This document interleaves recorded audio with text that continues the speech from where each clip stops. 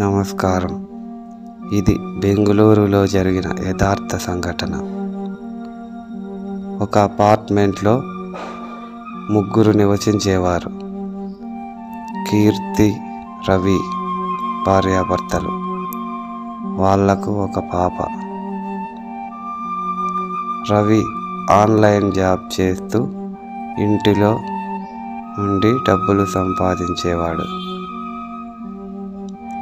ఒకరోజు సాయంత్రం online booking వచ్చింది. కీర్తి ఓపెన్ చేసి చూడగానే అందులో ఒక పెద్ద హెడ్ ఫోన్స్ ఉన్నాయి. వాటిని చూసి కీర్తి రవితో, ఎందుకు ఇలా దుబారా ఖర్చులు చేస్తున్నావు? ఎప్పుడు ఆన్లైన్ షాపింగులకే సగం డబ్బులు వృధా చేస్తున్నావు అని గొడవ పెట్టుకుంది. ఇలా గొడవ పెరిగిపోయింది. చివరికి రవిని వదిలి వెళ్ళేంత కోపం వచ్చింది కీర్తికి. అలా రాత్రి 8 గంటలకు సూట్ కేస్ సర్దుకొని నేను మా పుట్టింటికి వెళ్తున్నాను అని చెప్పి తన కూతురైన అమ్ముని పిలిచింది. అమ్ము, నేను రాను అమ్మా, డాడీ దగ్గరే ఉంటాను అని చెప్పింది. కీర్తి కోపంతో, ఇద్దరూ ఇక్కడే చావండి, నేను మాత్రం వెళ్ళిపోతాను అని వెళ్ళిపోయింది. ఒక ఆటో తీసుకొని అందులో బస్టాండ్కు చేరుకోవాలని అనుకుంది. అక్కడి నుండి తన పుట్టింటికి వెళ్ళాలనుకుంది. అలాగే ఒక ఆటో వ్యక్తిని పిలిచి బస్టాండ్కు నన్ను వదలాలని చెప్పింది. అతను సరే అని ఆటో స్టార్ట్ చేశాడు. కొంత దూరం వెళ్ళిన తర్వాత రాంగ్ రూట్లో వస్తున్న ఒక లారీ ఆటోను గుద్ది ఆటో డ్రైవరు, కీర్తి అక్కడికక్కడే మృతి చెందారు.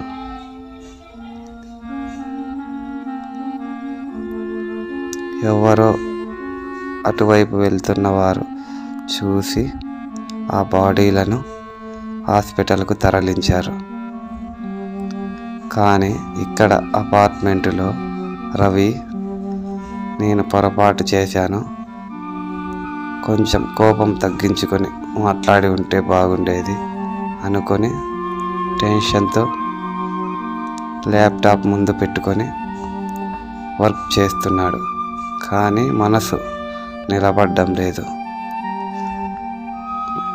ల్యాప్టాప్ ఆఫ్ చేసి టీవీ దగ్గర కూర్చున్నాడు. ఏదో టైంపాస్ కలా చూద్దామని దిక్కుతోచక. పాప ఆడుకుంటూ ఉంది. కొంతసేపటికి నిద్రపోయింది. రవి టీవీ చూస్తున్నాడు. రాత్రి 12 గంటలయ్యింది. ఇంకా చూస్తూనే ఉన్నాడు. రాత్రి 1 గంట అయింది. అప్పటికి రవికి నిద్ర వచ్చింది. సరే పడుకుందామని పడుకున్నాడు. 1:30-2 గంటల మధ్యలో అతనికి మెలకువ వచ్చింది. ఎవరో పక్కన మాట్లాడుతున్నట్లు, నేను చనిపోయాను, మీ దగ్గర ఇక లేను, ఉండలేను, రాలేను అన్నట్లు ఏవేవో శబ్దాలు వినిపిస్తున్నాయి. రవికి అర్థం కాలేదు. అప్పుడు ఇంకో విషయం, తన భార్య వాడుతున్న పర్ఫ్యూమ్ వాసన వచ్చింది.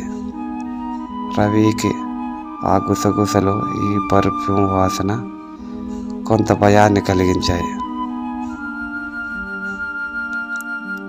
రవికి నిద్ర పట్టక లేచి కూర్చున్నాడు. ఎందుకో అనుమానం వచ్చి తన పాప దగ్గరికి వెళ్ళి చూద్దామని బెడ్రూమ్ తలుపు తీసి చూశాడు. పాప నిద్రపోతూ ఉంది. రూమ్ అంతా ప్రశాంతంగా ఉంది. ముందు కంటే ఇప్పుడు ఇంకా చల్లగా ఉంది.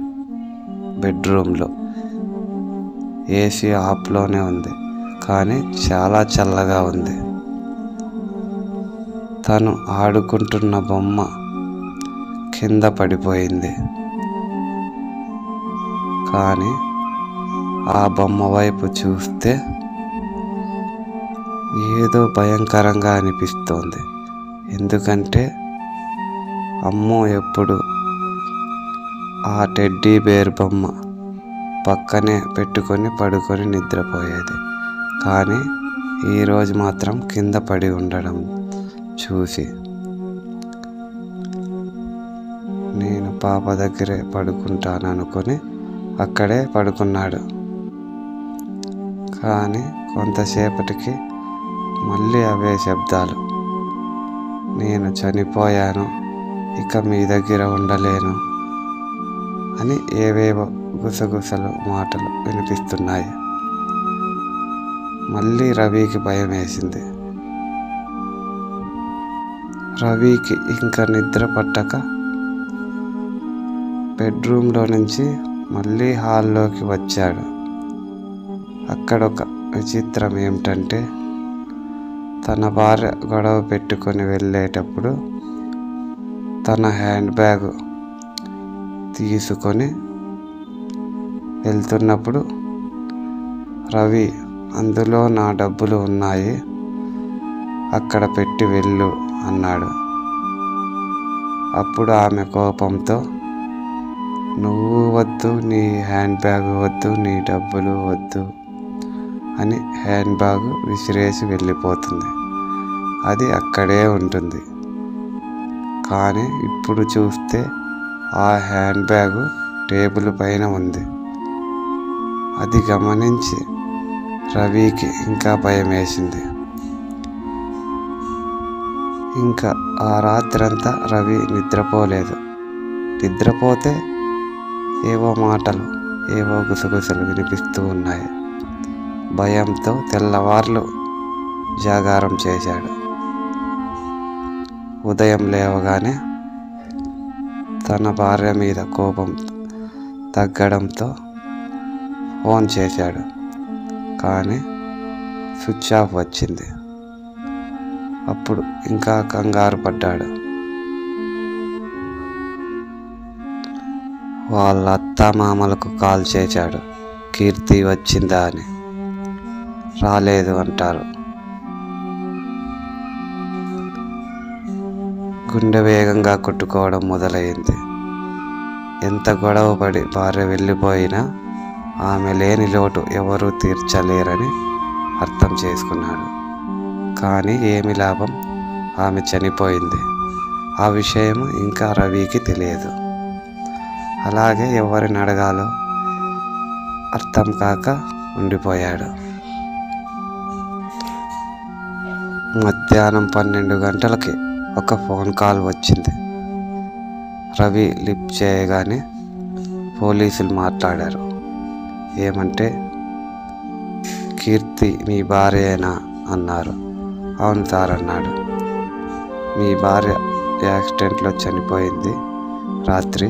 ఇప్పుడు గవర్నమెంట్ హాస్పిటల్లో బాడీ ఉంది, మీరు తీసుకువెళ్ళండి.